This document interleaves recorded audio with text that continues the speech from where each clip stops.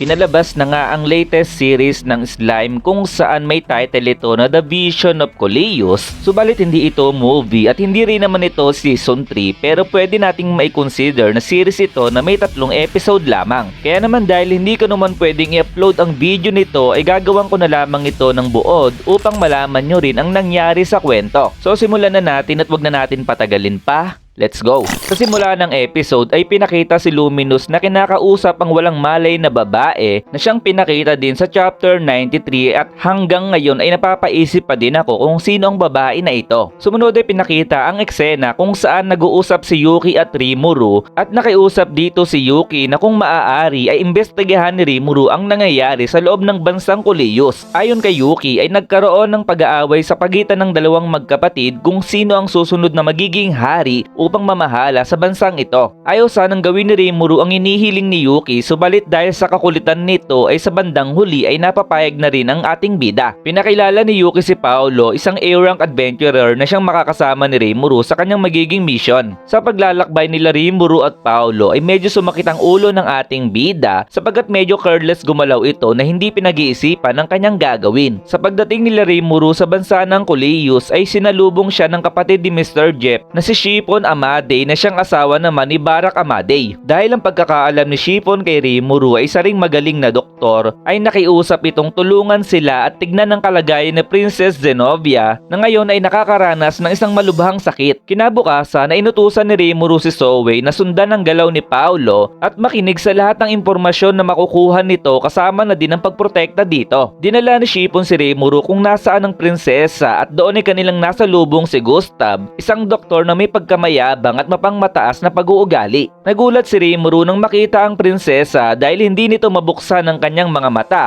kaya naman inexamine ni Rimuru ang prinsesa at nalaman na malnourished lamang ito kung kaya't nirecommend ni Raphael Sensei na painumin ng honey ang prinsesa na siyang nanggaling kay Apito. Pagkatapos inumin ng tsaa na may honey ay nabuksan na ng prinsesa ang kanyang mga mata at muling nakakita na sobra niyang kinasaya. Sumunod ay pinakita si Prinsipe Aslan at doon na nalaman niya ang kanyang nakababatang kapatid ay nakakakita ng muli. Kaya naman ang prinsipe ay pumunta sa lugar ni Barak upang pasalamatan si Rimuru at doon ay kanyang sinabi rin na maaaring hindi lang basta sakit ang dumapo sa kanyang kapatid. Maliban daw kay Gustav ay wala nang sino man ang nakakita pa sa hari, kahit na mismong si Barak na sobrang pinagkakatiwalaan nito ay hindi na rin nakikita. Ayon kay Aslan ay maaaring hindi lang daw si Prinsesa Zenobia ang hawak ni Gustav dahil maaaring pati na din ang kanyang kapatid na si Southern dahil kung iisipin daw, 3 years ago ay sakitin lamang ito subalit bigla itong nagbago na para bang bagong silang na tao. Ayon daw sa alagad niyang si Carl ay maaaring naging vampira si Southern dahil na-injectionan ito ng dugo ng vampira at may kinalaman raw dito ang Demon Lord na si Valentine. Nag-iwan si Rimuru ng kanyang double sa garden upang pasukin ang kwarto ng prinsesa sa gabi at doon ay nakita niya si Prinsipe Southern na sobrang nagke-care sa kanyang kapatid subalit malaki ang galit nito kay Prinsipe Aslan. Nang makaalis ang prinsipe ay napansin ni Zenobia ang presensya ni Rimuru at kahit anong pagpapanggap ni Rimuru ay hindi siya makakatakas sa unique skill ng prinsesa kung saan nakikita nito ang shape ng kaluluwa ng isang nilalang. Sinabi ng prinsesa na makasarili ang kanilang hari at nakakatakot naman daw ang shape ng kaluluwa na meron si Gustav. Dumating si Gustav sa kwarto kung kaya't nagtago si Rimuru at doon ay ginamitan niya ng spell ang prinsesa upang patuloy lamang ito sa kanyang pagtulog. Pagkatapos noon ay inutusan ni Rimuru si Benimaru na pigilan ang gagawing pagsugod nila Prinsipe Aslan sa kastilyo, samantalang si Zoe naman ay pipigilan si Barak sa pagtulong kay Prinsipe Aslan upang maiwasan nila ang digmaang mangyayari sa magkapatid. Kinabukasan ay pinahuli ni Gustav si Rimuru dahil daw sa gamot na pinainom nito ay hindi na muling maidilat ng prinsesa ang kanyang mga mata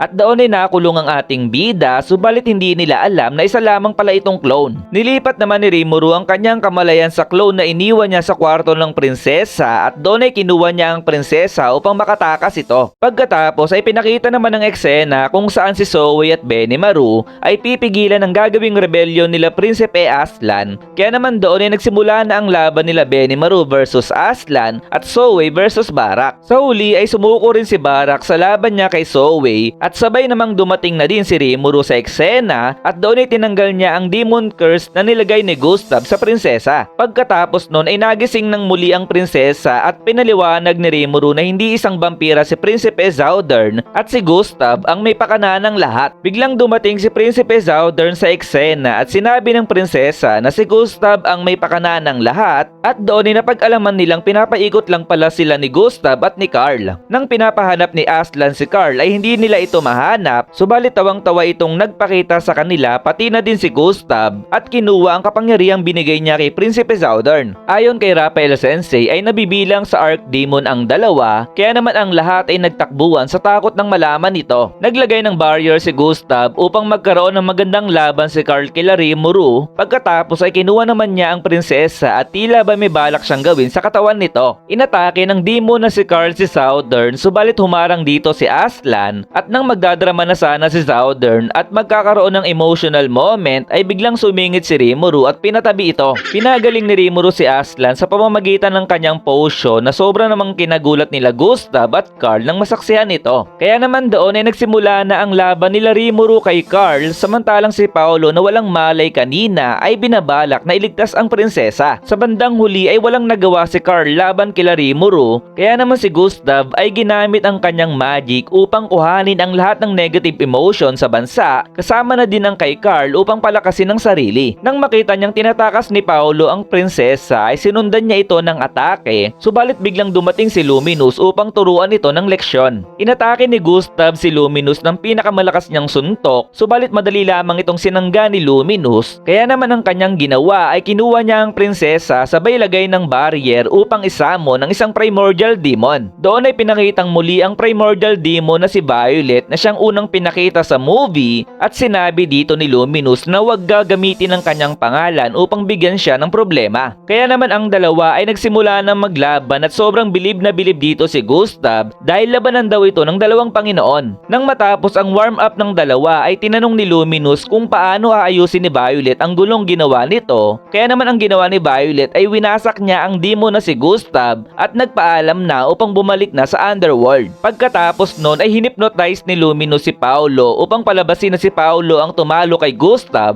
at nang makita nila Rimuru ang prinsesa ay sinabi nito na hindi magtatagal ay magigising din ito sabay nagpaalam para umalis na. Bumalik si Rimuru sa kulungan kung nasaan ang kanyang clone at sakto namang palalayain na siya ng gwardya at doon ay sinalubong siya ng dalawang prinsipe upang hingi ng gamot na binigay niya sa prinsesa. Ginawa pala ng dalawa ito upang mapatunayan na si Rimuru at Satoru ay iisa lamang, kaya naman na magkaroon sila ng pagpupulong dito ay mukhang tiyak na sila na si Rimuru Tempest ay siya ding Rimuru na kaharap nila ngayon. Napag-alaman ng magkakapatid na patay na ang kanilang hari at sinubukan nitong magsamo ng Archdemon at sinadyang paglabanin ng magkakapatid dahil kung sino ang mananalo dito ay papaposes niya ang katawan nito. Pagkatapos nun ay pinakita ang eksena kung saan si Luminous ay dinalaw ang hari upang turuan nito ng leksyon, kaya naman ang salarin sa pagkamatay ng hari ay walang iba kundi si Luminous. Uuwi na si Rimuru upang bumalik na sa Ingrassia, samantalang si Paolo naman ay maiiwan dahil isa na raw siyang Knight Commander. Sa pag-uwi ni Rimuru ay nag-usap silang muli ni Yuki at nang may balak na namang ipagawa si Yuki sa kanya ay nagbingi-bingihan na ito at hindi muna raw siya makikinig dito. Lumipas ang ilang araw ay pinakita ang eksena sa Kulius at napag-alaman na magkakapatid na may bagong silang na Demon Lord, samantalang si Paolo ay kinakabahan dahil sa mga pinakita niya noong magkasama sila ni Rimuru. Sa huling mga segundo ng episodes ay pinakita na dito ang Primordial Demon Yellow, Primordial Demon White at ang makulit na Primordial Demon Purple. So dito na nagtatapos ang 3